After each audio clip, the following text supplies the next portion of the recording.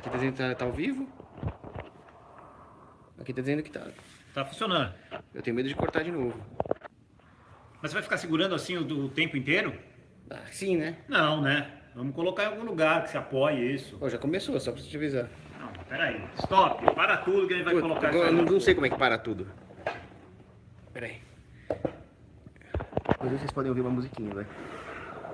Andei nos caminhos do mundo, sem poder encontrar a verdade. Sou um pobre andarilho nos caminhos da saudade. Fui de costas... Vai, que tá bom, vai. Tá? É. Fui de costas para o mundo e de frente para o além. Vamos deixar ali. Tá. Muito bem. Agora sim, eu sou o Paulo Cogos e este é o Cristiano Quioca, Fala, um dos pessoal. maiores anarcocapitalistas do Brasil, fundador do verdadeiro e antigo Instituto Ludwig von Mises, que agora o verdadeiro se chama Instituto Vou Rothbard. me arrumar aqui. E ele é também um dos maiores entendedores do futebol raiz, que nós costumávamos conhecer nas nossas infâncias, que costumava encantar vários públicos, principalmente com cenas lamentáveis, coisas das quais nós vamos ter saudade, juiz ladrão, porrada é solução. E esse tipo de coisa tem acabado. O futebol tem se tornado cada vez mais cuck, cada vez mais servindo como uma plataforma para uma agenda progressista. O que está acontecendo com o futebol? Eu não tenho conhecimento para isso. Estou muito longe. Então, humildemente, vou entrevistar aqui um grande expert que vai nos explicar o que está acontecendo com este outrora viril esporte. Bom, deixa eu antes fazer uma pequena correção na introdução. Na verdade, o Paulo Cogos veio me entrevistar aqui porque a gente tem até o grande Hugo Vilhena lá do Rio de Janeiro, ele é testemunha de que o meu Facebook foi o melhor Facebook escolhido até pela FIFA da Copa, pelos comentários. Então eu levei o troféu da Copa, da FIFA aí de melhor Facebook da Copa, junto com o Modric de melhor jogador e o Courtois de melhor goleiro. Então eu estou junto com um time, uma seleção muito boa aí. E vamos falar um pouco de futebol, né? É indissociável hoje em dia de política dos temas que nos cercam, então estamos aqui para isso. Tudo bem, eu vou te entrevistar, Cristiano Quioca. Antes eu quero mostrar a sua bela camiseta aqui com a Mônica Bellucci. A camiseta é da Mônica Bellucci e o agasalho é, como não podia deixar de ser na presença do Cogos, da Universidade Católica do Chile. Então você viu que aqui é estética e epistemologicamente raiz. Né? Raiz, roots. Muito bem. Cristiano Quioca, o que é o futebol raiz e como ele se diferencia do futebol Nutella? Cara, hoje em dia essa pergunta ela é válida porque a gente está vendo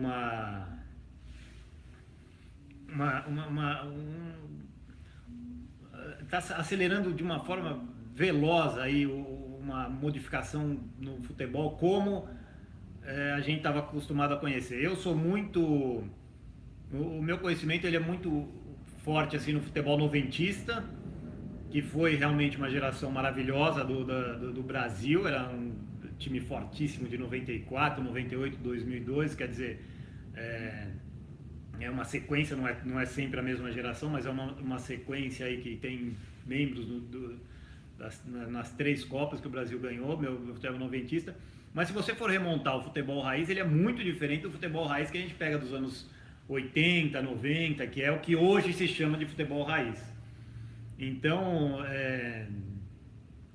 o que a gente está vendo hoje em dia já é uma massificação completa do que é o futebol.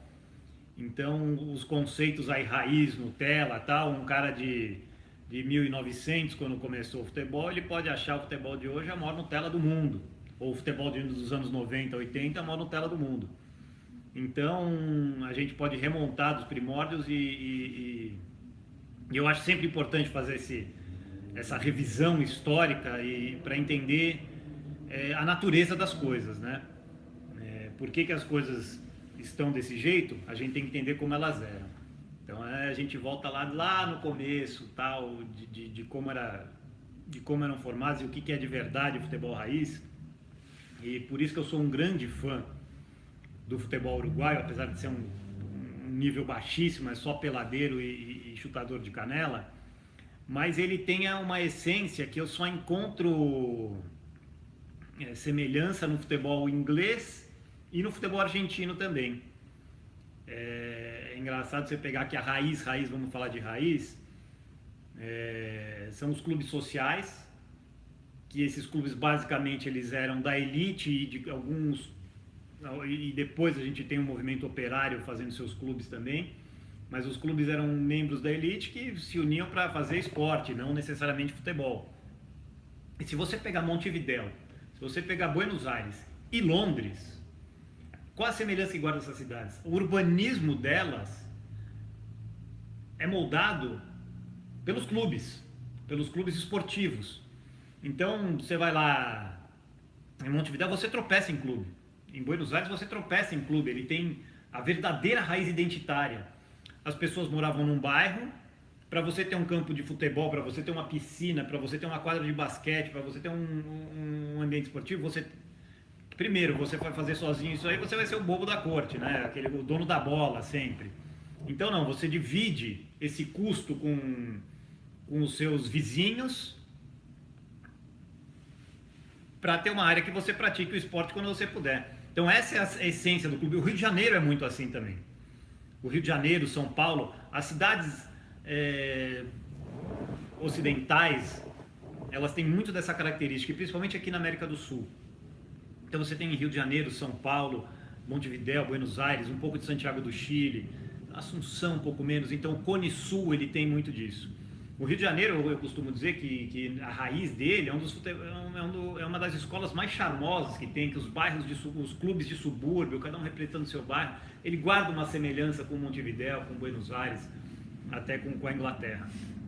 Então basicamente é isso. A raiz são jovens de elite se juntando dentro dos seus bairros e fundando clubes para atividade. Então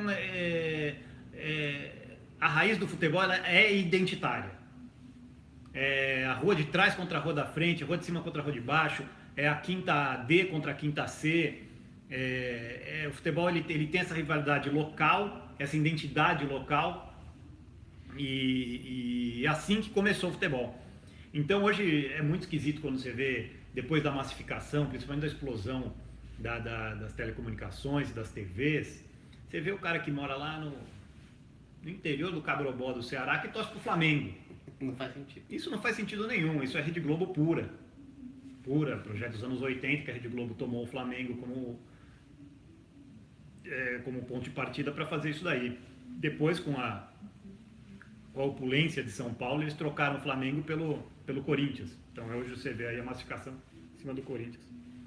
É o time da Globo. Eles têm, lógico, o plano B, é sempre Flamengo e Corinthians aí que eles revezam, e isso é uma questão pura e simples mercadológica. Ele fala, o jogo do Corinthians dá 30 pontos de audiência, e se você colocar ali Santos e Palmeiras, vai dar 22. Então,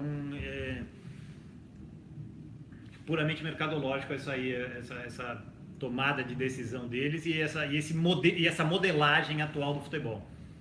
Então, se você for pegar a raiz do futebol, realmente ele é muito identitário, ele é de bairro, de clube, então é até engraçado, né? Porque você pega aí o que a gente viu nessa última final da Copa do Mundo, muita gente falando, a Croácia é fascista, e a gente ia ali, são a torcida antifascista, os antifas do São Paulo, antifas do Palmeiras, todos unidos, falando, não, se você pegar, como é que o cara torce pro São Paulo e não desenvolve uma raiz identitária, que é muito do argumento fascista, né? É o nacionalismo. É lógico que já é uma distorção da verdadeira característica identitária, mas é uma incoerência ainda maior você ser São Paulo antifascista, porque você está tirando a característica identitária, que é a verdadeira característica raiz do futebol. Então é basicamente por aí, se você for fazer assim, raiz e Nutella, sim, antes da massificação e mais, antes da popularização do futebol, era um esporte puramente de elite, como todos os esportes eram. Esporte não é para quem tem que ganhar a vida, tem que ir para trabalhar. Esporte era coisa de playboy, de gente rica que tinha tempo para perder, né? Leisure time. A massificação necessariamente acaba sendo um subsídio à custa de alguma coisa. Sem dúvida nenhuma. As consequências dessa massificação, e ela não é estática, né? Ela vai mudando ao longo do tempo para abarcar cada vez mais mais gente. O pobre não é abarcado pelo desenvolvimento do mercado, mas pela distorção do significado do que é o esporte, do que eram os clubes. Né? Sem dúvida nenhuma. A economia de mercado, se você for ver uma economia livre de mercado, como ela moldou o urbanismo de muitas cidades, quando as pessoas voluntariamente se associavam para fazer clubes para praticar esporte, ela é muito interessante, porque você vai falar, ah, não, mas então os pobres estariam alijados para sempre, isso daí. Muito pelo contrário. O enriquecimento, o clube é uma coisa muito da classe média, então o enriquecimento geral que a economia de mercado propicia, ela ia, e como estava fazendo, como era o caminho natural de todos o desenvolvimento urbano e social, todos enriquecidos. Estamos ao vivo. E eu acho que deu uma cortada. Repete essa parte. Deu uma cortada aqui. Repete isso que você falou. Bom, não sei onde parei, mas basicamente eu estava dizendo que o desenvolvimento que a economia de mercado propicia geraria cada vez mais classes médias e associações voluntárias de clubes para todo lado. Então, a gente volta sempre para aquilo, né? A economia de mercado não é uma empresa produzindo um produto massificado, ao contrário, é uma coxa de retalhos gigantesca com milhares de empresas, como seriam com milhares de clubes. E o que a gente está vendo hoje, pelo menos eu acompanho muito, porque a gente, por coincidência, eu e o Paulo Cogos, nós somos sócios do clube que deu origem ao São Paulo Futebol Clube, ainda na era amadora, quando o futebol se profissionalizou no Brasil. Os membros daquela época do clube decidiram não participar da profissionalização e os sócios que queriam continuar com o futebol profissional fundaram o São Paulo. Então, eu acompanho muito o dia a dia de clubes, assim. E os clubes sociais, eles de uma certa forma, eles estão morrendo ou encolhendo muito. A gente está numa ilha aí que o nosso clube ainda goza de uma saúde de vida associativa muito grande, mas a maioria dos clubes está encolhendo demais em todo lugar. Então, a gente tem essa perda aí que você falou, a massificação tem um custo, ainda mais feita dessa forma. Eu poderia aproveitar o gancho aqui para fazer um comentário a respeito de um paralelo com o urbanismo. Existe um urbanismo libertário que está se desenvolvendo, né? E é muito interessante isso que você falou sobre como a viabilização dos custos para esses clubes antigamente exigiam uma subsidiariedade dentro desse identitarianismo que construía um tecido urbano racional. Sem dúvida nenhuma. Aqui é que o tema hoje é futebol. Mas se você pegar ali um campo fascinante e pouquíssimo explorado do libertarianismo, é o urbanismo. Sim. Dominado pela esquerda hoje. Não, completamente. Hoje não tem, mesmo porque hoje quem tomou as rédeas disso foi o Estado, e distorcendo as cidades de uma forma brutal, quanto à observação antiga e hoje você anda pela cidade, você ainda consegue ver aqueles resquícios, né, como se fosse um escavador vendo, olha, aqui tinha uma igreja, olha, aqui tinha um mercado, aqui, um arqueólogo de fato. O urbanismo de mercado, ele é fantástico e ele é a explicação de por que as cidades ainda não colapsaram totalmente, porque a estrutura que o Estado colocou e sufocou, ela ainda está montada em muitos aspectos, e uma estrutura que o mercado moldou dentro das cidades. Então hoje é muito engraçado, poxa, você fala, Londres é uma cidade maravilhosa, São Paulo é um caos. Peraí, mas a Bolsa de São Paulo, ela está no centro, cercada pelos bancos, e quando você sobe ali no pátio do colégio, atrás você já vê a parte da Moca, que é industrial, e a parte comercial um pouco, que era o Bom Retiro. Então, a linha férrea chegando, também na Moca e na parte industrial, na Luz. Então, você observando como o mercado montou a cidade, e depois como ela foi distorcida, você consegue entender por que ela ainda sobrevive, mesmo com tanto desmando, vamos usar uma palavra da política, mesmo com tanta barbeiragem urbanística que vem sendo feita ao longo dos tempos, na era progressista principalmente, para cá. Então, o que o mercado moldou, o Estado está cuidando de destruir de uma certa forma radicalmente. Eu já vi um artigo de um urbanista libertário, Rolf Gnon, escrevendo que hoje as cidades são construídas em torno de um centro e um subúrbio que se expande artificialmente em torno do centro. Quando, na verdade, eram para surgir centros que emulavam o centro original. Claro, essa aí é o modelo mais americano, né? Dos subúrbios? Sim, de subúrbios. Mas ele se replica aqui em muitos outros lugares. A pergunta que eu faço é a seguinte: a massificação do esporte pode ser relacionada de alguma forma com o crescimento desenfreado das cidades? Não diria isso.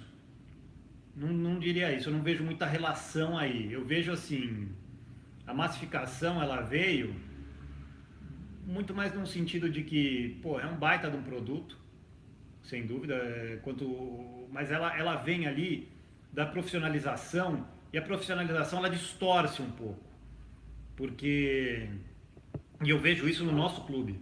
O nosso clube hoje ele tem o segmento dos esportes que são para os associados e dos esportes profissionais. Então a gente tem ali hoje, o nosso clube acabou de sair campeão da NBB, da Liga de Basquete.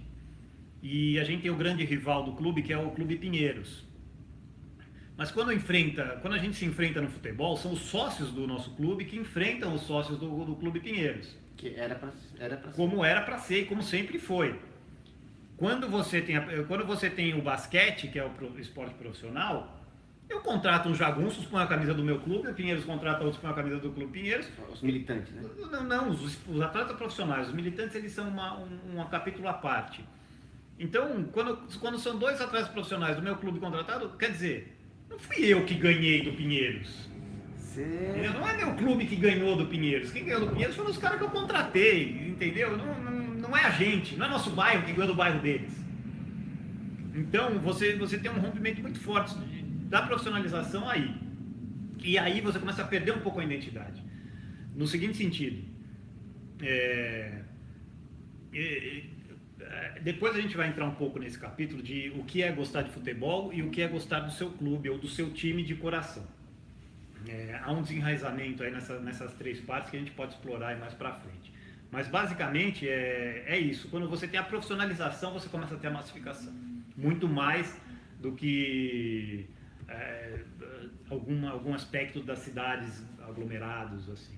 Eu pensei que de alguma forma, se os centros menores são esvaziados pela perda de identidade, ao mesmo tempo surgem oportunidades de emprego artificiais num centro subsidiado, poderia haver uma... não, mas é claro, mas aí a gente extrapola um pouco, não é só no futebol. Não é só no esporte, é em tudo. É em tudo. As cidades menores se empobrecem para cá, elas perdem algumas indústrias que poderiam estar lá, aquele equilíbrio urbanístico que a gente poderia ter acaba se concentrando tudo numa cidade, uma megalópole como São Paulo, e esvaziando os outros centros. E as elites metropolitanas ditando agendas para o interior é uma das tragédias modernas. Sem dúvida nenhuma. É um dos grandes problemas que a gente tem. A galera aí que eu não sei nem se o Olavo ainda cita muito o Mário Ferreira dos Santos, eu confesso que eu não acompanho muito, mas o Mário Ferreira dos Santos ele tem muito isso, a cidade versus o campo. Ele tem uns 3, 4 artigos sobre isso que são maravilhosos e você consegue perceber nisso que a gente citou aqui. Agora, Cristiano, fala um pouco da história da sua desilusão com o futebol, que culminou, como você escreveu no seu Facebook, com a final dessa Copa. Cara, é uma série de fatores aí. É passo a passo, né? Primeiro, eu era São Paulino porque meu avô também era, então torcia que nem um louco, aí ia em jogo e tal, mas viajava para ver jogo, toda essa coisa. Mas aos poucos eu fui vendo que realmente, primeiro, não havia assim... A torcida ali, ela era feita de gente que não tinha a mesma paixão que eu. Eu era alucinado pelo time, acompanhava ali a história, fazia tudo. E eu percebi assim que era uma coisa que o futebol... O presidente do Atlético Paranaense, recentemente, numa entrevista, ele meteu a real para mim. Ele devia ter metido a real, é uma coisa que eu já tinha percebido, mas recentemente na entrevista ele meteu a real para muita gente. E para o meu grupo de amigos do colégio, que ainda são aficionados de futebol e tal, no grupo de WhatsApp, quando eu mandei aquele entrevista, os caras falaram, tem razão. Ele falou, o produto futebol não é para os apaixonados. O produto futebol é para o torcedor casual, é para o público ocasional, é para o público massa mesmo. O apaixonado não tem espaço no futebol, a gente não faz o produto do futebol para o apaixonado por futebol. Isso sim é uma consequência da massificação. Gente do céu, quem assiste futebol pela Globo, o Kleber Machado já é repórter da Globo há 20 anos, talvez, 15 anos, ele era da Gazeta, foi para a Globo. O Kleber Machado repete em toda a transmissão como funciona a regra do impedimento. Isso está errado. Pelo amor de Deus, eu não aguento mais ouvir. Porra, quando eu era criança jogando no fraldinha e tal, eu já sabia, entendeu? Porra, quando você acompanha... E aqui a gente tá falando do futebol, que é uma coisa que pouca gente percebe isso daí. Ele tá falando ali para macaco, pra gente, pra porta. Pra gente que não acompanha futebol, não tem, então toda vez ele repete aquelas coisas. Então isso foi me desanimando um pouco. Falei, porra, isso aqui, cara, não é pra mim esse produto que eles estão fazendo. E o Globo Esporte é um negócio para criança que chega da escola e está almoçando e vê, é um bobismo, eles infantilizaram a coisa que eu gostava. Então ali eu comecei a perder, assim, na massificação. Foi a massificação mais que me tirou da paixão. Falei, puta, mataram a minha paixão, então não tem mais do que eu gostava. Ela é muito diferente do que eu gostava antes. Esse tipo de coisa, claro, é um interesse comercial, e de fato destrói muito da essência da coisa em si. A gente fala do futebol que é mais difícil de perceber, como eu estava dizendo, mas pô, a galera que curte Fórmula 1 raiz, cara, aquilo não é produto para Rede Globo, para TV aberta, para qualquer um. Aquilo é um produto específico para um nicho de mercado, para gente que gosta daquilo, e quando você massifica aquilo, fudeu. Isso tem a ver com essa mentalidade maldita da democracia, de que tudo é para todos, tudo pode ser aproveitado por todos e até produzido por todos. Exatamente, isso aí sim. Nós temos uma perda de excelência em tudo. Isso é um subproduto da democracia, e não só dela, mas como da concessão de frequência hertziana. Você concede aquilo, é um oligopólio, né? Um monopólio, oligopólio. Eles têm é como se fosse o sistema bancário, o sistema monetário. Dentro daquela linha, daquela fronteira, vai ser só essa moeda e só esses bancos vão poder multiplicá-las. Na TV é a mesma coisa. Dentro daquela fronteira, só nós podemos retransmitir, propagar a onda difusora.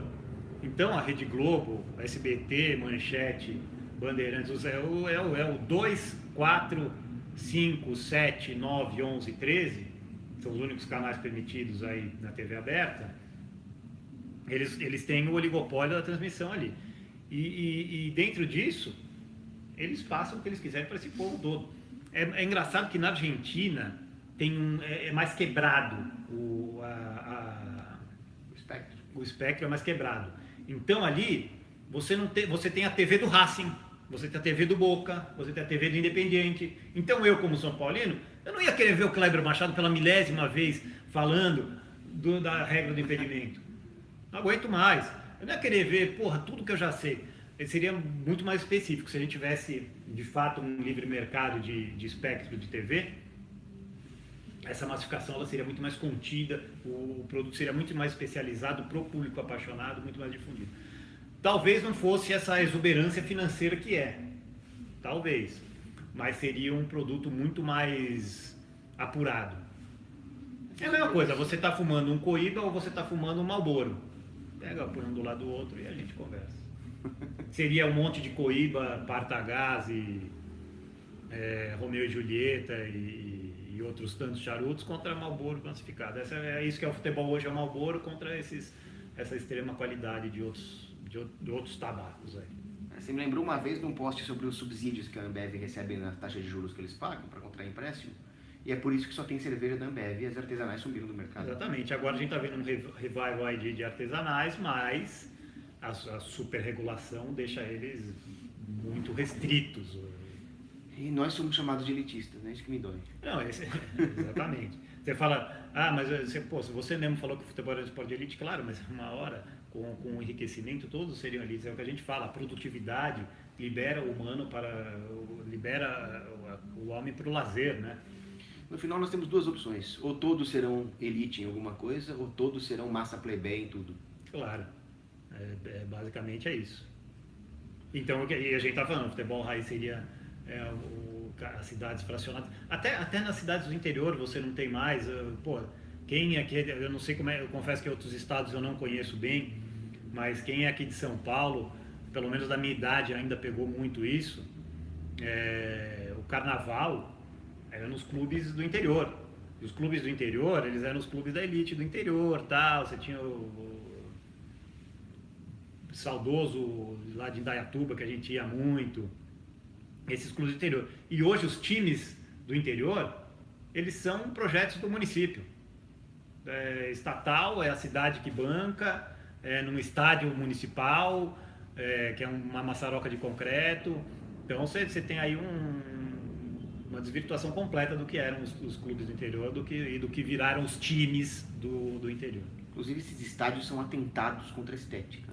Sem dúvida. Não, assim, primeiro que é uma investment monumental, você botar um estádio de 60 mil pessoas em Ribeirão Preto, sei lá, a cidade tem 800 mil pessoas. Cabendo. Entendeu? Você tem 10% da cidade. Você tem um grande come-fogo lá, que é o clássico local. A própria Campinas conseguiu se livrar um pouco disso. Você tinha o Brinco, que era do Guarani, e o Moisés do Carelli da Ponte. Não teve um estádio municipal ali. Conseguiu se salvar um pouco disso. Mas o resto aí de cidade interior é tudo uma maçaroca de concreto gigante. Você fala, mas o Morumbi teve subsídio estatal, senão você teria... O Rio de Janeiro é o exemplo mais claro disso daí. Até hoje o Flamengo não tem um estádio.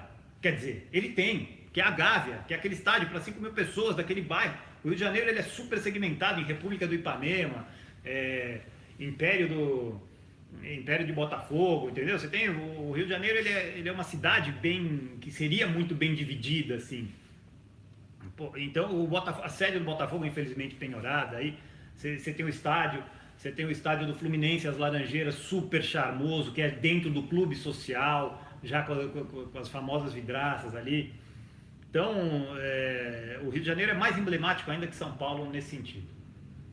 De estádios divididos dentro dos clubes sociais como eles eram, e quando você vê um Maracanã gigantesco feito por um projeto nacionalista de 1950 para ter a Copa, você começa a desvirtuar completamente o grande estádio. Aliás, que o Getúlio Vargas cometeu suas atrocidades trabalhistas, foi São Januário, que é um estádio particular do clube do Vasco, da Colônia. Hoje você não tem mais... Outra coisa que a gente pode depois devagar um pouco, principalmente na América do Sul, mais do que Europa, são os clubes de colônia, reforçando a característica identitária do futebol, que o futebol tem. E o Getúlio, inclusive, você acha que ele usou esses grandes eventos mundiais para reforçar essa falsa identidade nacional? Como todos, você acha que a Itália ganhou 2 Copas no braço de Mussolini em 34 e 38? Como? A Itália não tinha nem time de futebol decente, tanto que se você pegar 34 e 38 a escalação, muita gente fala, a França só jogou com imigrantes, não sei o que, blá blá blá.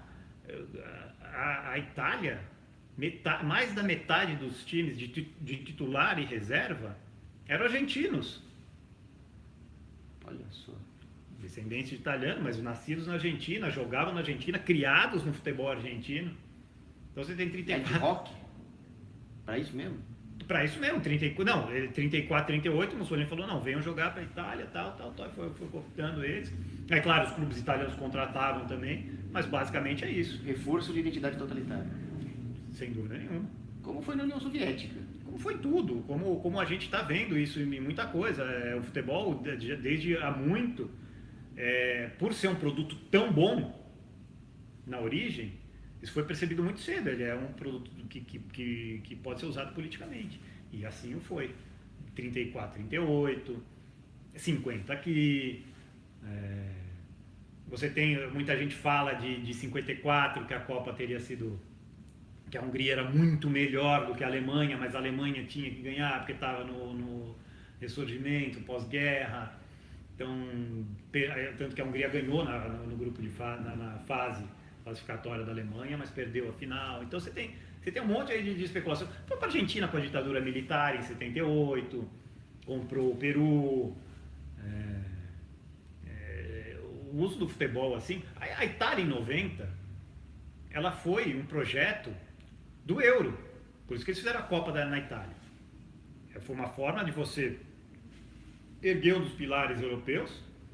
Então você incentivou ali. Foi a primeira vez que você teve gastos astronômicos assim para fazer uma Copa do Mundo com estádios. Foi na Itália em 90. Itália 90 foi coisa do Euro? Foi bem na introdução do Euro. Foi muito motivado por isso. Desde lá ela virou uma Copa que a Itália não ganhou. Quem ganhou foi a Alemanha. O grande, tudo bem, era um timaço, mas era o grande interessado no Euro, né? O Euro ia beneficiar alguém. Tanto é que chama a União Europeia e o projeto do Euro de Quarto Reich. Pois é. Então aquela Copa de 90 ela simboliza muito isso também. Então aí você é meio inescapável. Você fala, você tá muita teoria da conspiração, você está falando assim aí. Mas eu não creio nas brujas, pero que elas vai lá. E a Copa no Catar? A Copa no Catar, ela já fugiu do meu interesse, né? Até essa da Rússia, eu vou falar para você, essa da Rússia eu assisti até um pouco mais do que 2014. 2014 já estava assim na minha descendente. Mas a Copa do Catar eu não sei o que esperar dela, não. É uma Jundiaí, né? Jundiaí, São Paulo, de proximidade, 50 quilômetros para cá, para ali, vai ser tudo interligado. Cara, como eu falei, a Europa já é um país, já é um continente islâmico, né? Grande parte aí. Eu odeio ouvir isso, mas é verdade. Então você já vê aí para onde estão direcionadas as forças, né? Agora já é um projeto mais global, né? Sim. Que o Catar, onde tem rodada a Doha, todo encontro do novo ano mundial, é ali. Sim, sim. E é um país muçulmano também, que também. é um dos novos queridinhos do progressismo. Exato. Aliás, o que você achou dessa final aí, França e Croácia? Bom, eu vou falar assim, é claro que eu estava torcendo para a Croácia, mas a França é um grande time. Sem dúvida nenhuma. Eles têm ali, para quem é São Paulino vai pegar a referência, eles têm um Mineiro e Josué ali naquele meio campo ali que... Qualquer time que tem dois médio volantes... O Brasil, de 94, era Mauro Silva e Dunga. Pra passar ali, mano, tinha que ser craque de bola e ninguém passava. Eles têm ali o Matuidi e o Pogba, ou o Kanté e o Matuidi. Eles têm três caras ali, porque o Brasil de 94 também, hein? Ele tinha Mauro Silva, Dunga e Mazinho. Mazinho era lateral de origem, sabia jogar bola, mas era de contenção também. É time que... é muito encardido. E quando você tenta e não passa, eles destroem jogada. Mas o jogo em si se mostrou muito bom. A Croácia surpreendeu demais. O resultado eu achei injusto. Mas a França era um grande time de futebol. Mereceu. Pelo conjunto da obra. Mas desde 98 eu tenho um certo cisma, principalmente com a França. E a Espanha nunca tinha sido campeã, nem a Holanda. Porque é um problema. E aí a gente vai voltar no que a gente estava falando de futebol raiz e futebol moderno. Se você for ver os campeões até 98, Uruguai, Brasil, Itália, Alemanha, Argentina, Inglaterra, até lá, todos têm campeonatos de clube forte. A Espanha, a França, quando ganhou em 98, não tem. Outras escolas europeias, por esse critério, teriam muito mais mérito em ganhar, ou teriam muito mais razão em ganhar, porque a Espanha tem um campeonato de clube forte, até a Holanda tem 3 times. A França sempre foi uma tragédia. Quando ganhou uma Champions League, os clubes franceses ganharam a Champions League, foi o Olympique, que o título foi cassado. Porque o Bernard Tapie, ele comprava arbitragem para o campeonato francês para os caras poderem jogar a Champions. Então, foi caçado, tanto que não enfrentou o São Paulo no Mundial, veio o Milan, tomou ferro. Mas a França não tem tradição de clube de futebol. Então é uma aberração eles estarem no ranking. É uma distorção, é uma distorção. E dessa vez ganharam, mas é inegável que eles vêm vindo desde então, e assim, não é só de agora, né? Porque em 82 a França já tinha um timaço, 86 eliminaram o Brasil, aí pulou 90, pulou 94, aí foram de novo lá para... Aí em 98 levaram com um grande time. O Brasil, a gente tem aquela coisa ali de que, infelizmente, o Zico estava naquela comissão técnica ali, barrou a ida do Romário. O Zagallo montou um time fraco. Se você for, não era o melhor que tinha. Para dar continuidade a gente ser tricampeão seguido, não era o melhor que tinha em 98. Mas a França era um grande time. Provou isso na sequência no campeão da Eurocopa. Aí foi para a final de 2006. Pulou 2002, foi para a final de 2006. Um time melhor do que aquele da Itália que ganhou. Então a França, como escola de futebol, ela realmente é isso. Ela não pesca nos clubes, mas ela pesca nos países de sua colônia e na formação que ela tem. Realmente a França, assim, ela não tem clube de futebol, não tem um campeonato competitivo, não tem um campeonato nem interessante.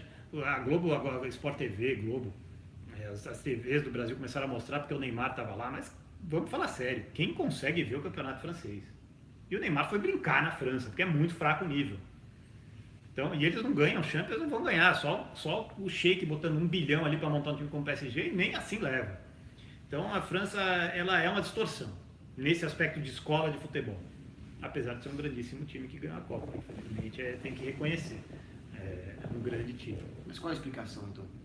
A explicação é mais difícil, ela tá aí, ela sem dúvida nesse caldo de origem de outros países, mas, por exemplo, tudo bem, eu saí morto de fome do Mali, mas onde eu aprendi a jogar bola, afinal? Então ela tem alguma formação ali que está produzindo grandes jogadores. Nesse aspecto eu não estudei muito a fundo, mas para mim é mais misterioso. É uma coisa mais difícil de explicar do que uma Espanha ganhar. A Espanha sempre teve grandes clubes, mas nunca conseguiu formar uma grande seleção. Porque tinha todos os clubes desde sempre, né? A gente pega muito mais a partir dos anos 60, quando começou a ter o confronto quando começou a ter o confronto continental de clubes, que a Champions League começou no final dos anos 50, começo dos anos 60, ou no começo dos anos 60 para frente. Então é ali que você tem realmente o clash. E desde o começo, a Espanha tem os grandes clubes da Espanha importam muitos jogadores. Então o maior jogador daquelas conquistas dos anos 60 foi o Di Stéfano, que era um argentino. Então a Espanha, apesar de ter grandes clubes, nunca formou uma grande seleção. Quando formou, levou. A Holanda sempre teve clubes médios, sempre chegou forte em Copa, né? O Ajax sempre despontou, aí você teve um Feyenoord que foi campeão da Europa. Então, assim, a correlação clubes, geração de clubes ou clubes fortes, ela sempre foi um incentivo, ou assim, um indicador de que a seleção viria forte. O Brasil de 94, a gente não pode esquecer a base, você tinha, claro, jogadores que já estavam no exterior, mas você tinha uns 6, 7 jogadores daquele São Paulo, do Tele Santana, campeão do mundo. Isso sempre foi muito importante. O Brasil dos anos 50, no final dos anos 50, 60, aquela grande geração, ela tinha Botafogo e Santos como base, você tinha Palmeiras fortíssimo, então você tinha clubes no Brasil muito fortes, que deram um subsídio para aquela geração ser tricampeã. Então, você pega jogadores do Pelé do Santos, Carlos Alberto do Santos, Zagallo do Botafogo, você tinha Jairzinho, então fornecia muito jogador muito bom para clube. Então sempre quando você tem clubes fortes, um campeonato de clubes fortes, você já sai com uma base interessante para a sua seleção. É aí que eu quero pegar o gancho para a próxima pergunta. Você escreveu um artigo com pseudônimo a respeito da volta dos regionais e como que isso poderia refletir no desempenho do futebol brasileiro. Olha, os meus amigos Ricardo Toledo, Daniel Gonzalez, que é uma molecada aí que curte futebol pra caramba. Eles recentemente eles vieram dar o braço a torcer pra mim, porque eu falava muito em 2014. Eu falei, olha, 2014 é uma tragédia, porque a geração é fraquíssima. E o que aconteceu agora em 2018 não foi diferente. E o meu amigo Marcelo Borg, o grande mexerica, palmeirense que entende tudo de bola, eu tenho ele toda a Copa ele começa comigo assim, porque depois que o Brasil ganhou 2002, eu falei, a gente vai ficar 24 anos sem ganhar Copa nenhuma. E toda a Copa ele vem, é nessa? Eu falei, não, é nessa não. E essa percepção eu tenho... Então vai ser 2026. Eu acho difícil, porque você não vê muita mudança no quadro, mas essa percepção eu tenho exatamente por isso. Eu quando moleque, eu sempre fui contra o regional, sempre desprezei regional, eu sempre achei, não, temos que ser campeão brasileiro da Libertadores, Mundial, não. E eu percebi que eu estava muito errado, e essa percepção eu comecei a ter daquela época para cá, de 2002 para cá, ou até um pouco antes, né, nos anos 90 foram matando regionais para dar prioridade a um nacional longo. Porque, quem é de São Paulo, criado nos anos 80 e assistia a futebol, a gente via na TV a final do Campeonato Carioca. A Globo mostrava pra gente a final do Campeonato Carioca. Então, os regionais eles tinham um peso que eles iam até o meio do ano e a outra metade do ano era o brasileiro. E claro, por quê? O Brasil é um país continental. O Brasil é um grande império. Você tendo um campeonato paulista muito forte, um campeonato carioca muito forte, um campeonato gaúcho forte, um campeonato catarinense forte, você tendo os campeonatos pernambucano fortes, os campeonatos estaduais fortes, o Brasil é uma Europa. Em menor escala, o que o campeonato belga tem de tão melhor que o campeonato alagoano? Então nós seríamos uma espécie de seleção da América lusitana. Exatamente. Da América lusófona. Exatamente, nós somos a seleção lusófona, da América lusófona. Como se a Europa tivesse uma seleção europeia. Como se a Europa tivesse uma seleção europeia. Então, assim, você tendo os campeonatos regionais muito fortes, cada vez mais fortes, você teria... Você era municiado, o técnico... Tanto que você, ao mesmo tempo que acontece esse fenômeno que eu falei, de você tirando espaço e deixando os regionais hoje, eles estão relegados a uma pré-temporada, minimamente são dos 2 primeiros meses do ano, e olha lá, e os times jogam como pré-temporada mesmo. Quando você tira os 6 meses que eles tinham, joga para 2 e ainda desprestigiado, e joga para um brasileiro só, você matou esse poder continental que o futebol brasileiro tinha. Então, ao mesmo tempo que acontece essa diminuição do regional, você pode perceber nos anos 90, nas mesas redondas, nos programas de esportivos, antes, a escalação ou a escolha de uma seleção brasileira, de quem ia para a Copa, gerava brigas homéricas entre a imprensa do Rio e a imprensa de São Paulo. Por quê? Porque cada um puxava a sardinha para o seu lado, porque eram escolas diferentes. Hoje você tem tudo uma coisa só. Hoje é a seleção do Brasil, a seleção brasileira, porque o campeonato é o brasileiro.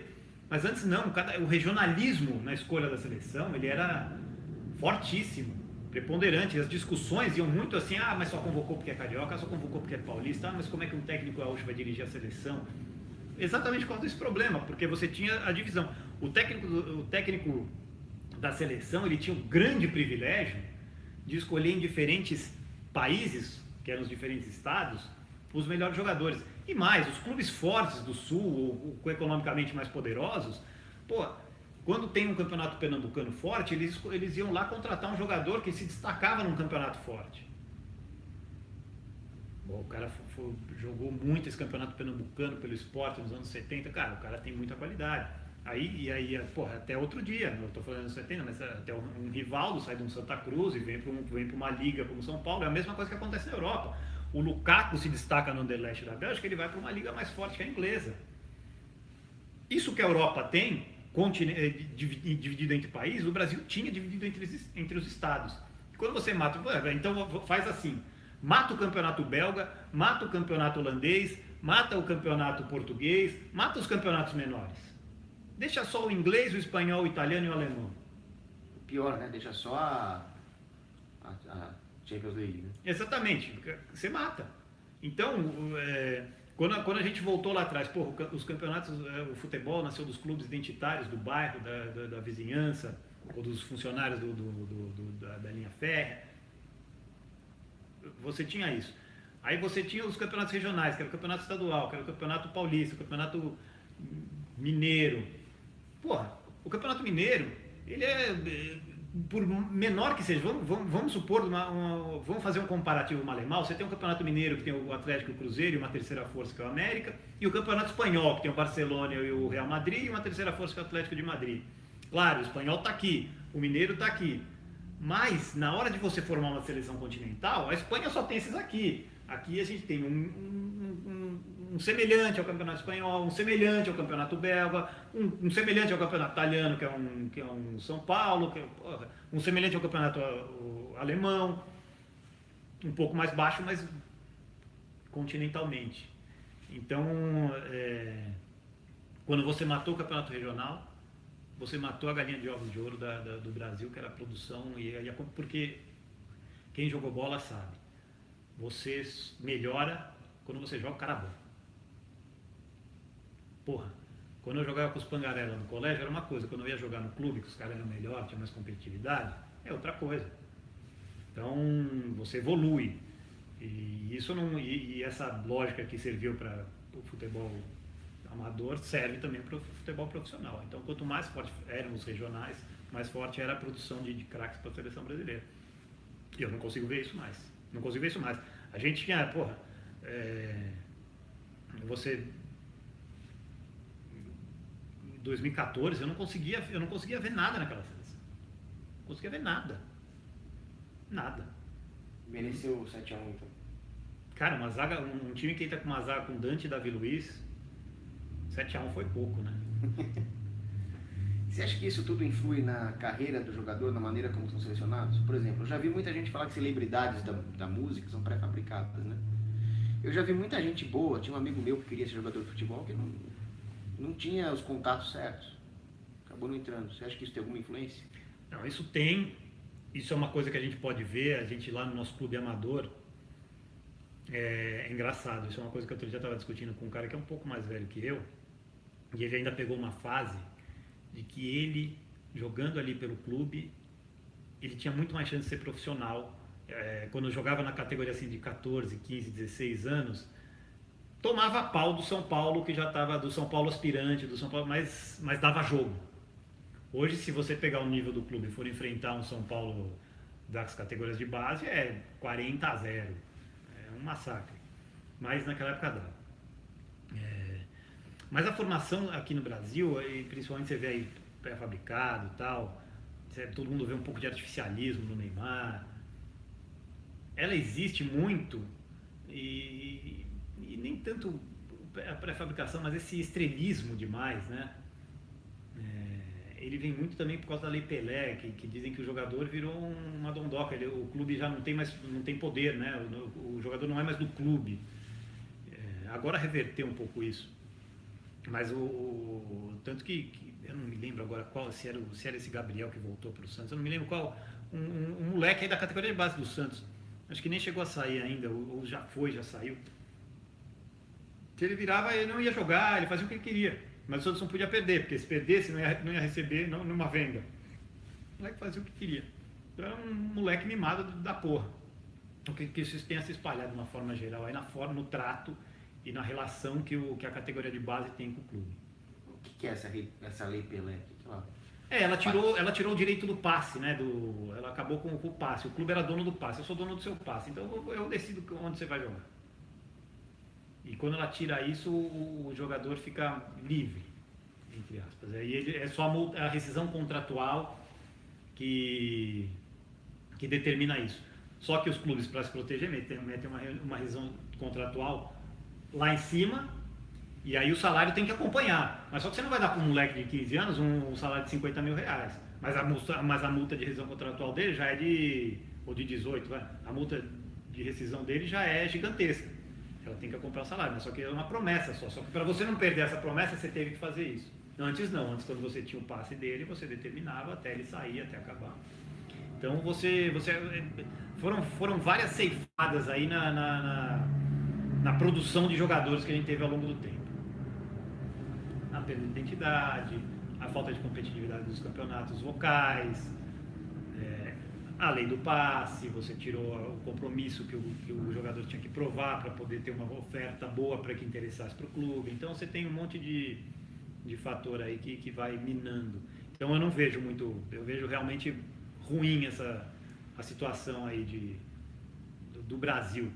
É claro que a gente ainda é uma potência porque a gente ainda é um país continental, ainda tem a massificação, ela gera interesse, mas eu vejo esse interesse cada vez menor do futebol em si, como produto. Meu tio avô, que inclusive eu sou São Paulino por causa dele, ele me deu a primeira bola de futebol, que era uma bola do São Paulo, eu tinha 4 anos, e ele foi jogador profissional, o nome dele era Gibi. Agora, o time dele era um time de operários do Tatuapé. Ele trabalhava como operário na fábrica. O Juventus da Moca, ele é o time operário das fábricas do Conde Crespi. Isso acabou. Não, acabou. O subúrbio do Rio, que era o subúrbio industrial, ele é todo cheio de clubes operários. Eu não sei se o Madureira é também, mas eu acho que o Madureira o Bom Sucesso tem aquele... Como é que é aquele azul lá? Me esclarece aí, o que joga de azul. Também, são todos clubes lá do subúrbio carioca, são clubes de origem operária. Bangu acho que é de origem operária. Mas então, com a massificação do futebol, a tendência dele ser usado como um reforço das identidades foi revertida para uma tendência globalizante. Ah, sem dúvida, sem dúvida. O que a gente vê hoje é o oposto da natureza, da raiz do futebol, que é identitária versus globalizante. E onde é que entra o uso do futebol como uma ferramenta de propagação de ideias progressistas? Por exemplo, eu já vi a seleção brasileira com cartaz do desarmamento. Toda essa noia da FIFA com discriminação, seleção multicultural, a França, islâmica. Aí a gente vai entrar assim, porque o futebol, como é por ser de massa e ser um produto que está na mão das redes de telecomunicação, não só do Brasil, mas do mundo, e ela segue uma cartilha, esse fenômeno ele vai acontecer, ele vai ser utilizado para a propagação da agenda. Porque as TVs têm a sua agenda, pelo ordenamento republicano democrático, elas seguem o que o governo manda, elas estão a serviço dos governos e não a serviço dos telespectadores. Então, sim, tem o futebol vai ser usado como instrumento para empurrar essa agenda cada vez mais. Uma coisa que você vê, assim, um fato curioso, né? Todo mundo aí, todo mundo está indignado, até esquerdista escrevendo contra o absurdo de não mostrar a mulher bonita. Eu fiz um vídeo grande sobre isso. Eu nem vi seu vídeo, mas eu vou falar um aspecto assim. Aquele lado de advogado diabo que eu concordo. Porque, como você falou aqui... Espera só um pouquinho, pessoal. Não, mas eu concordo pelo seguinte ponto, não pela mulher bonita, mas por essa coisa de ser democrático e todo mundo participar e todo mundo fazer parte da festa. De tempos para cá, isso é uma coisa que veio vindo, foi se modificando aos poucos, começou a se dar muito crédito para a torcida. Então não era que você filmava a mulher, mas você filmava o torcedor, aí você filmava a criancinha, aí quer dizer, todo o povo faz parte, é aquela sanha democrática de enfiar a democracia em tudo. Então, a torcida mais legal, a torcida não sei o quê, torcida o caralho, eu quero ver a porra do jogo, filma o jogo. Então filma o jogo. Filma a porra do jogo. Aí começou, não, primeiro você filma o torcedor, aí você filma o cara chorando, aí você filma a criança, aí você filma as posturas, claro. Porra. Não, eu cheguei num ponto que pra mim era a única... Era isso. Não, é por isso. O futebol é feito para pessoas que não gostam de futebol. Então, claro que você vai querer ver uma gostosa lá. Eu me incluo na porção de que não é apaixonado por futebol. Eu não devia estar vendo aqui. Exato. Não é futebol foi feito pra você e pro mexerica. É isso. É isso. Só para os alucinados só. Esporte é uma coisa para os aficionados. E aí vai uma coisa que hoje os caras falam, pô, mas você é São Paulo e você não é. Eu discuto muito, eu gosto de brincar com meus amigos que no grupo de WhatsApp e tal. E nação, palmeirense, corintiano e tal. Aí teve agora, recentemente, o Corinthians deu um baile no Palmeiras. Eu falei, porra, quem gosta de futebol aqui? Todo mundo, né? Eu falei, porra, então vocês acharam animal o Corinthians ganhando do Palmeiras. Nem fudendo, caralho, não sei o quê. Não, porra, se você gosta de futebol, você tem que aplaudir quando um time melhor ganha do seu. Você não tá ali, você tem que aplaudir o jogo, o jogo bom, bem jogado. Eu falei, quer saber, né? Todo mundo chegou à mesma conclusão do grupo. Eu gosto de futebol, caralho, eu gosto do meu time. Eu gosto do Palmeiras, eu gosto do Corinthians, eu quero que esse futebol se foda. Entendeu? Então, ganha com um gol roubado de mão. E aí você vê, a característica identitária do futebol, ela não tem como morrer. Não tem como morrer. Ela tá ali, eu gosto do Palmeiras, eu não gosto de futebol. Se o Corinthians dá um baile, tiver um time melhor, se o melhor jogador do mundo tiver, se o Zidane estiver no Corinthians, eu quero que se foda o Zidane, o jogo dele, o caralho, eu quero que foda-se. Entendeu? Então, as pessoas não gostam de futebol. E hoje eu sou um cara, hoje eu perdi tanta paixão, nem o São Paulo eu gosto mais, que eu gosto de ver um jogo bem jogado e pronto. Mas com isso são extirpados os dois tipos de elite, né? A elite que aprecia o futebol técnico, que entende de bola, e a elite local que aprecia o seu time. As duas acabam sendo extirpadas. Sem dúvida, não há espaço para esse tipo de coisa como massificação. Então realmente a gente vê aí. Agora. E é enfiado goela abaixo de quem não gosta de futebol também. Não interessa, está massificado, você.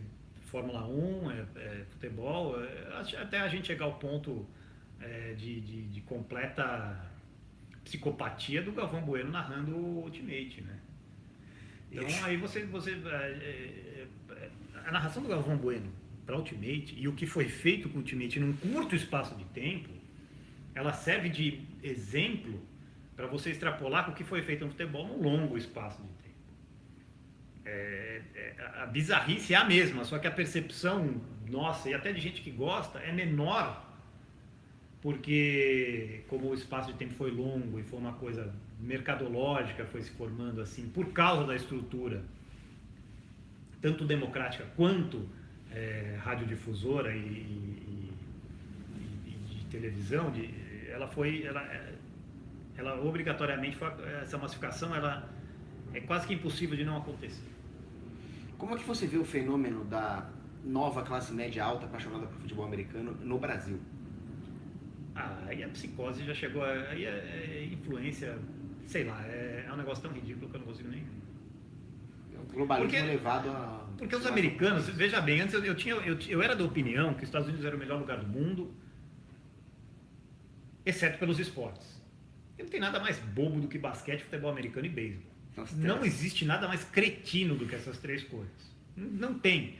E aí eu fui perceber que o americano, ele tem plena consciência que são três coisas completamente estúpidas. E ele vai no estádio de beisebol, principalmente o beisebol, hein? Beisebol, futebol americano e basquete, para beber e comer. Sem dúvida. É isso. Para se sair da mulher, para manter casamento. Tem que ter uma buffering zone. Se livrar um pouco da sogra. Para se livrar um pouco da sogra. É uma válvula de escape. A gente vai lá, come, bebe. A gente vai no bar, assiste. Foda-se, o jogo demora 1 hora, é parado pra caralho. O jogo é um saco. Foda-se, quanto mais demorar, quanto mais os caras ficarem enrolando aí, melhor. Mais eu bebo, mais eu como, mais eu me escapo. Os americanos têm plena consciência disso. Pelo menos uma grande maioria que eu conheço, assim, conversa e fala, não, realmente. Não tem como você não dormir se você não beber, não comer e não tiver com a galera. Não tem como. Se você assistir um jogo de futebol americano inteiro, se você assistir um jogo de beisebol inteiro, você é Você tá mal, você tá doente, você não tá bem. É possível fazer o que você faz com futebol, você chega sozinho em casa, liga a TV e vê um jogo de futebol. Coçando o saco, é impossível. Então, assim, e quando isso vem pra cá, você vê, pô, realmente... essas são as verdadeiras cenas lamentáveis. Boa, excelente frase. Saudade daquelas brigas do Cantona, né? Eric Cantona. Não, era bom. Aí, porra, claro, noventista que sou, porra, eu gostava pra cacete, né? Você pega aí... Batendo no hooligan. Não, e mesmo os anos 80 pra mim foram fabulosos, porque você tinha Serginho Chulapa, já era um futebol bem massificado, bem já sem identidade, assim, mas outra coisa que eu pego muito é assim, porra, você pega os números aí, são, não sei, 22 milhões de corintianos, 20 milhões de flamenguistas, 13 milhões de são paulinos, sei, 15 milhões de palmeirenses, sei lá. Porra, cara. Pra quem é São Paulino mesmo, pra quem é corintiano mesmo, isso. Não tem. Quer dizer, Isso é uma quem frequenta o clube, quem joga bocha no São Paulo, quem joga bocha no Palmeiras, quem faz remo lá no Flamengo, sabe? O meu avô reclamava disso. Meu avô era corintiano. Essa galera não tem nada a ver com o clube, entendeu? Então, eu gosto muito de como os argentinos tratam isso. Os argentinos, você vai num jogo na Argentina, você tem ali a bilheteria dos associados, que são sócios do clube, e os simpatizantes. Essa palavra simpatizante, ela não é usada no Brasil, até pela conotação, porque senão você ia ofender esses 20 milhões e ia perder seu mercado. Porra, eu não sou simpatizante, sou torcedor, sou fanático, eu amo o clube. Não, cara, você não sabe nem onde é o clube. Você não sabe nem se o clube tem piscina, se o clube tem xadrez, se o clube tem tênis. Você não sabe nem você não mora na cidade, você nunca passou, nunca ninguém da sua família sequer ouviu falar do clube. Eles sabem o que é Corinthians. Não sabe. Os ingleses, mano. Não sabe nada disso, não tem relação nenhuma de identitarismo com o clube. Meu pai era palmeirense, então eu sou. É isso basicamente que a gente tem hoje. Então você tem os simpatizantes. É engraçado porque a gente sempre vê que o público que consome futebol ele é muito baixo. Você tem os torcedores assim e os simpatizantes, que é um clube que consome muito pouco futebol. Que é o público que vai ali, vê na Globo, que quem quer atingir ali é o Itaú, é a Brahma, porque quer que o cara abra uma conta no Itaú e beba cerveja Brahma. Entendeu? É para pegar a propaganda da massa mesmo, é produto de massa para massa, para consumir produtos de massa. Então você não tem, o futebol assim, não é o gol que é só um detalhe, como zoaram o Parreira quando ele disse isso, né? Tiraram de contexto, né? Quando o Parreira disse o gol é só um detalhe. É o futebol que é só um detalhe, hoje em dia. O futebol é só um detalhe para todo o resto. Porra, mas eu gostava do detalhe, mas cada vez esse detalhe vai ficar menor, porque agora a gente tem que fazer um monte de coisa aqui. A gente tem que vender cerveja de milho, a gente tem que fazer banco, você tem que abrir conta no banco para massa, é isso. Tanto é que toda a Copa do Mundo são os mesmos caras, os mesmos bancos, as mesmas cervejas, o McDonald's. O mesmo narrador. 40 anos esse cara tá aí falando, meu. Pra tudo. Aliás, acho que não tem nada mais democrático que o Galvão Bueno narrando todos os tipos de esporte possíveis e imagináveis pela humanidade, né? O mesmo cara. Claro, mas exatamente, mas isso aí é sintomático e simbólico. O Galvão Bueno é uma puta voz.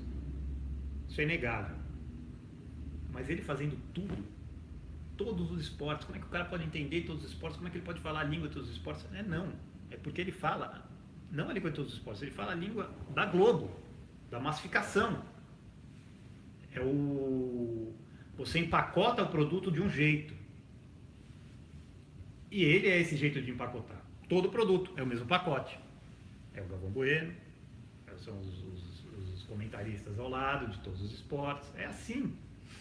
Eu só acho que a única coisa que você falou até agora que eu discordo, é que eu não acho que o futebol é só um detalhe, mesmo nesse caso. Ele acaba sendo usado como uma ferramenta de psicologia de massas para fazer a população mergulhar em tudo isso e aí acabar aceitando todo o resto da agenda de massa e corporativista que é jogado neles. Uma coisa que o Lebon chamava de submersão de psicologia de massa. Você faz a pessoa se sentir parte de um grupo. Quer dizer, o cara não sabe futebol, ele não é o consumidor raiz de futebol, como você disse, mas ele se sente parte daquilo, ele se sente na obrigação de torcer pro Brasil na Copa. Ele se sente na obrigação de gostar porque todo mundo está gostando e ele acaba se inserindo num grupo. Mas isso eu estou de acordo com você. Por que você acha que eles colocam uma mulher numa mesa redonda? É para as mulheres também sentirem parte. Perfeito. A mulher também consome propaganda de banco, também consome agenda, também consome cerveja. É mais um consumidor ali. Exatamente. Não é natural. Não é natural. As mulheres me desculpam, não é natural uma comentarista de futebol. Não é. Porra.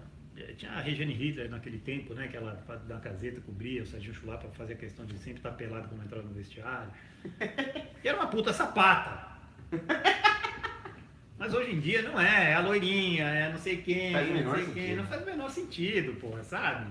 E fala com propriedade, você vai falar, porra, não dá pra falar com você que você é mulher, você vai preso. Não, e onde a mulher devia estar, tiraram.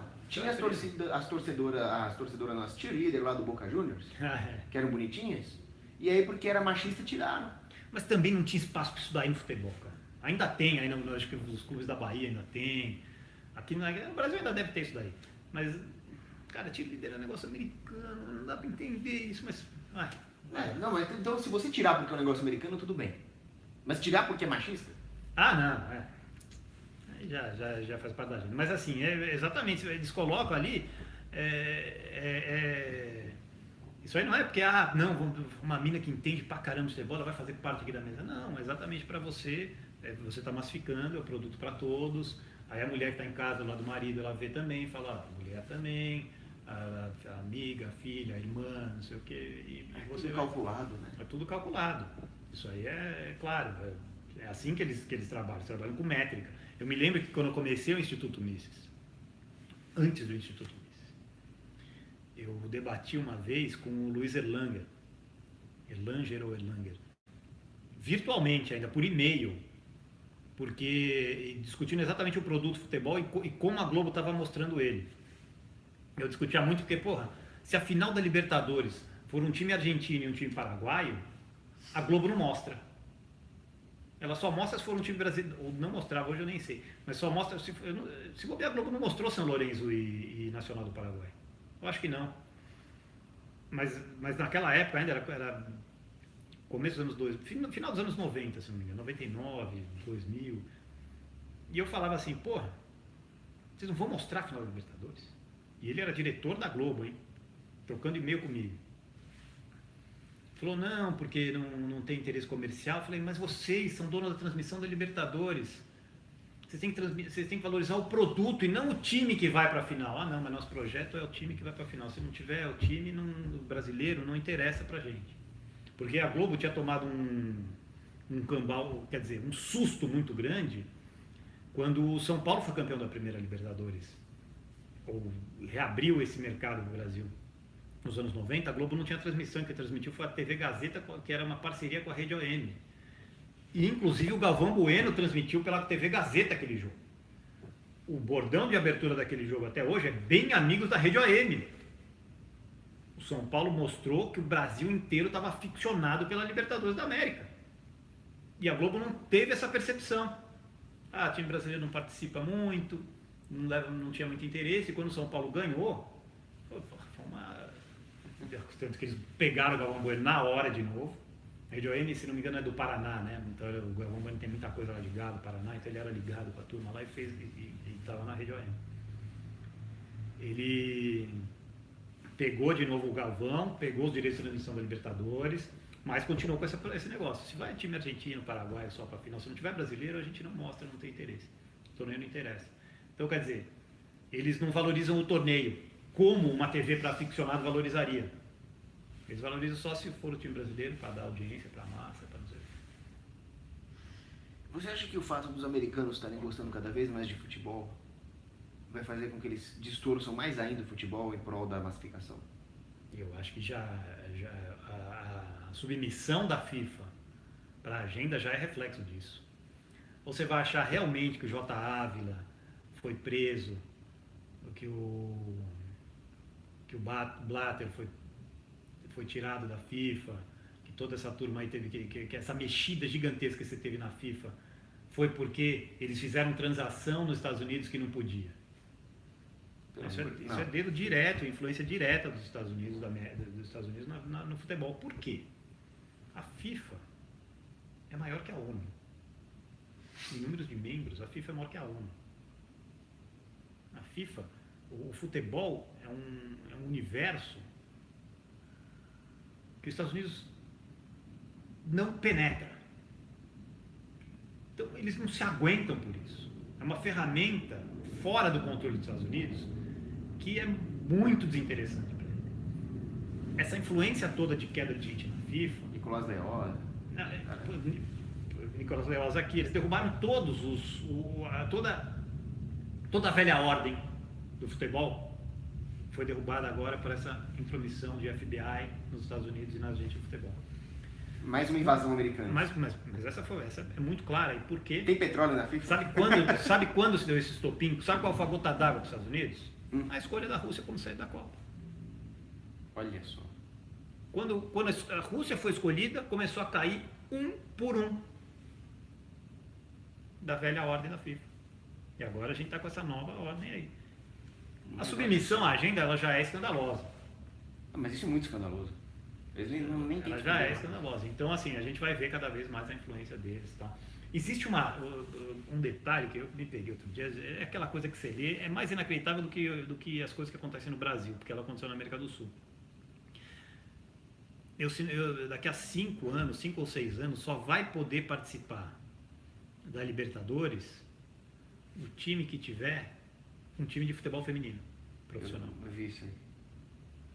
A insanidade de você obrigar um San José da Bolívia a ter um time de futebol feminino é um negócio inacreditável, que o time vai se credenciar no campo, vai chegar na exigência e vai falar, você não pode ter um time feminino.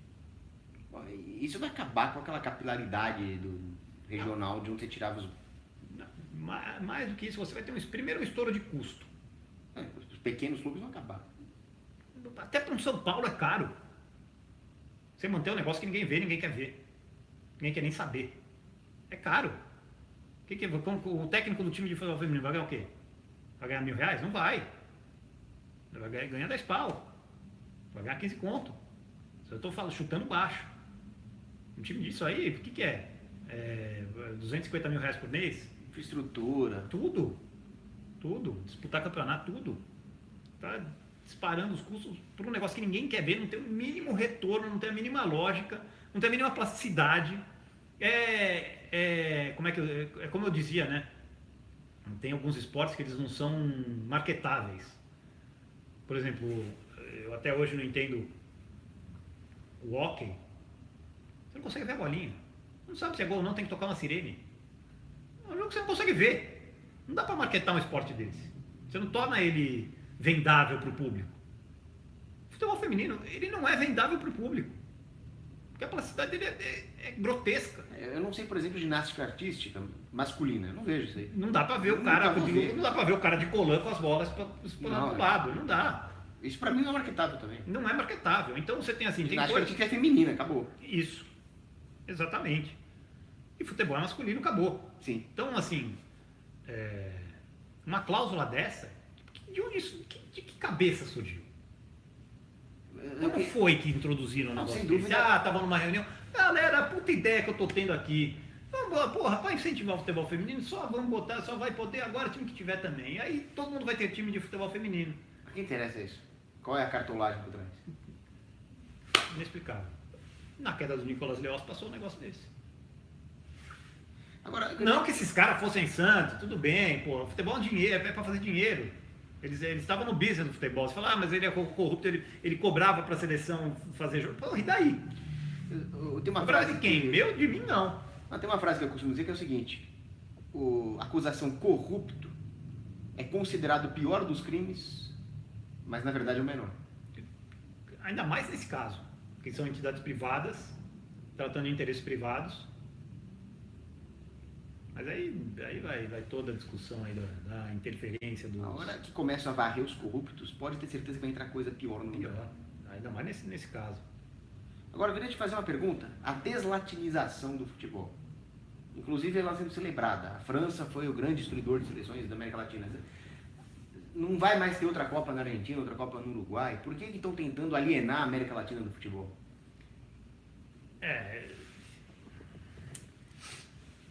Eu não vejo isso como um fenômeno. Eu vejo que tem muito problema aqui.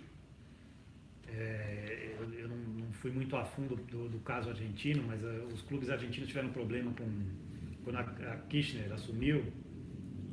Primeiro teve um problema com TV, ela cerceou grande parte das TVs, né, dos órgãos de imprensa, ela fatiou, então quem tinha TV não podia ter jornal. Ela fez algumas mudanças ali no setor de telecomunicações argentino. Isso prejudicou muito os clubes de futebol, porque vendiam para a TV, e aí teve quase que uma estatização. Então o governo argentino subsidia os clubes, então você teve na Argentina, você teve estatização. Aqui você teve a morte dos regionais, a nacionalização do campeonato, a unificação do Brasil, né? Então aí você tem um golpe muito grande no futebol latino com as duas maiores forças no corner, né? Em xeque. Coitados. As seleções argentinas, tudo bem que em 2014 mereceu ganhar da Alemanha, mas passa. Mas também não apresenta um puta futebol, assim. Mas aí já de muito tempo, né? Os anos 90, os anos 2000 da Argentina, todo mundo fala, pô, se eu tivesse dava para eu ser zagueiro na Argentina, né? Qualquer um conseguia. Eles vêm apresentando debilidade também. Eu acho que é muito por isso, a estatização pro lado da Argentina e o fim dos regionais aqui. Então eu acho que tem muito culpa nossa aí também, né? É verdade que não sei se foi o Getúlio que quis mudar o nome do Palmeiras de Palestra para Não, sim. O Cruzeiro, o Palmeiras, que eram clubes de colônia. O Pinheiros. Por que o Pinheiros chama Pinheiros? Que era Chamava Germânia. Germânia? Esporte Clube Germânia. Que era da colônia alemã. Pinheiros, está na rua Hans Nobling, é um bairro Pinheiros. Para tirar a identidade mesmo. Foi. Palmeiras, Palestra Itália, Cruzeiro também. Isso tudo aconteceu. A gente tem um avô, o meu avô, pai do meu pai, ele foi preso nas ruas de São Paulo por falar italiano. Uma história que a gente tem de família. Não podia falar italiano, foi lá, prestou, botou o dedo. Isso é típico do... Então é claro. Do verdadeiro fascismo, né? Agora, só para terminar a live, que acho que já tá ficando aí. Essa acho que foi a maior live de todos os tempos. Eita! Só para terminar, você concorda comigo, no site que eu tive, que falar em multiculturalismo no futebol é completamente contrário ao que deveria ser o espírito do futebol? Que é o mais regional possível? Porque realmente, assim... O multiculturalismo, ele no futebol, realmente ele fica nessa... Estão tentando empurrar uma agenda que o futebol fala, se você não gosta do futebol como esporte, sei lá, você quer dominar o mundo, vai lá, mas deixa o futebol em paz, sabe? Essa é a sensação que eu tenho, não encaixa, é que nem aquela brinquedo, a bola, o triângulo e o quadrado, você está encaixando, você está tentando pôr uma agenda no futebol que não cabe. Eu estava lendo a história do Jules Rimet, que o pessoal está achando ele o máximo, ele criou a Copa do Mundo. Eu fui ver a história do cara, o cara era um socialista. Mas todos, né? Barão de Coubertin, Jules Rimet... Da pior espécie. Mas isso aí, por quê? Porque eles são nacionalistas, né? São as identidades nacionais, a competição por países. Então você vai, porra, por que eu vou torcer contra um cara que nasceu na linha de lá?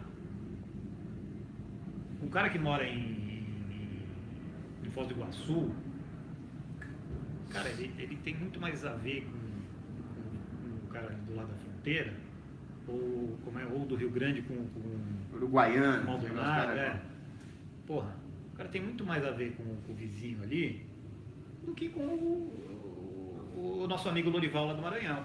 Total. Então, essas coisas de fazendo essas competições nacionais, apresentando países, e você vai lá e canta o hino do seu país e tal. Foi uma ideia de jirico dele. Eu estava lendo que o time que ele montou, o Red Star, foi o primeiro time que ele apregou como multicultural. Ele usou esse mesmo termo. Mas eu acredito piamente, assim, é muito... Quem gosta de futebol e acompanha mesmo e sabe, a Copa do Mundo em termos de nível de futebol é muito abaixo do nível de clubes. O Real Madrid ganha de qualquer campeão do mundo, de qualquer seleção. Porque, porra, você tem os melhores do mundo num time só. Ali você tem que pegar o melhor francês do time, que necessariamente não é o melhor do mundo. Quer dizer, eu prefiro o Kroos do que eu prefiro o Cristiano Ronaldo do que o Giroud. Alguém tem alguma dúvida disso? Ninguém tem dúvida disso. Então, assim, e mesmo porque nos clubes você tem muito mais tempo de treino, de trabalho, de entrosamento e Copa do Mundo, tem uma corrente assim que diz, tá, foi o melhor time do mundo do mês. A Copa do Mundo foi disputada mês a mês, o time teria o melhor do ano, dos 4 anos, não seria. Então, assim, a grande rivalidade, né? Ou a grande discussão, Copa versus campeonato, porque o campeonato é no longo prazo, contra todos, então de fato você tem o melhor. A Copa tem um mata-mata, Então você tem um tiro curto, é só um jogo, você não enfrentou o cara que perdeu daquele, então não sabe como é que seria o seu confronto com esse, então tecnicamente talvez não é o melhor e se prova ao longo do tempo. Então a Copa do Mundo tem essa questão assim de que tecnicamente pode não ser o melhor torneio para você apurar ao longo do tempo, ou os melhores times.